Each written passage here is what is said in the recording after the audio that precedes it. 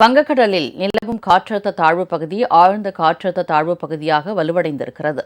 இதனால் அடுத்த 4 நாட்களுக்கு தமிழகம், புதுவை, காரைக்கால் பகுதிகளில் ஓரிரு இடங்களில் கனமழை பெய்ய வாய்ப்பு இருப்பதாக வானிலை மையத்தின் தென்மண்டல இயக்குநர் பாலச்சந்திரன் கூறியுள்ளார். இன்று ஆழ்ந்த காற்றழுத்த தாழ்வு பகுதியாக தென்மேற்கு வங்கக்கடல் மற்றும் அதனை ஒட்டியுள்ள தென்கிழக்கு வங்கக்கடல் பகுதியில் நிலவுகிறது. இது தொடர்ந்து அடுத்து வரும் 24 மணி நேரத்தில் மேற்கு வடமேற்கு திசையில் நகர்ந்து இலங்கை தமிழ் கடற்கரை பகுதியை நோக்கி நகரக்கூடும்.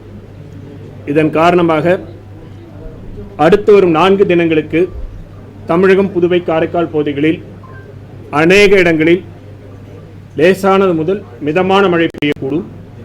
கனமழை பொறுத்தவரையில் அடுத்து வரும் 24 மணி நேரத்திற்கு கடலூர், மயிலாடுதுறை, காரைக்கால், நாகப்பட்டினம், திருவாரூர், தஞ்சாவூர் ஆகிய மாவட்டங்களில் ஓரிரு இடங்களில் கனமழைக்கான வாய்ப்பு இருக்கிறது.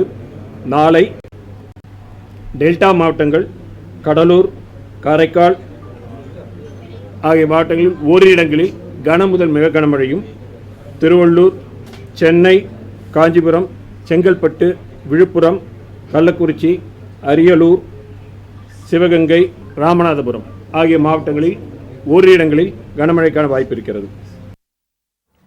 வரும் 12ஆம் தேதி தஞ்சாவூர், சிவகங்கை, புதுக்கோட்டை மற்றும் திருச்சி ஆகிய 4 மாவட்டங்களில் ஓரிரு இடங்களில் கன முதல் மிக கனமழை பெய்யும். நீலகிரி, கோவை, திருப்பத்தூர், திண்டுக்கல், தேனி, மதுரை, ராமநாதபுரம், தூத்துக்குடி, திருவாரூர், நாகை, மயிலாடுதுறை, அரியலூர், பெரம்பலூர், கரூர், கள்ளக்குறிச்சி, கடலூர், விழுப்புரம், செங்கல்பட்டு, காஞ்சிபுரம், சென்னை, திருவள்ளூர் ஆகிய 21 மாவட்டங்களில் ஓரிரு இடங்களில் கனமழைக்கு வாய்ப்பு உள்ளது. 13ஆம் தேதி மேலே குறிப்பிட்ட மாவட்டங்களிலும் மதுரை, சிவகங்கை, ராமநாதபுரம், விருதுநகர், தென்காசி, தூத்துக்குடி, திருநெல்வேலி, கன்னியாகுமரி உள்ளிட்ட தென் மாவட்டங்களிலும் ஓரிரு இடங்களில் கனமழை பெய்ய வாய்ப்புள்ளதாக வானிலை மையம் தெரிவித்துள்ளது.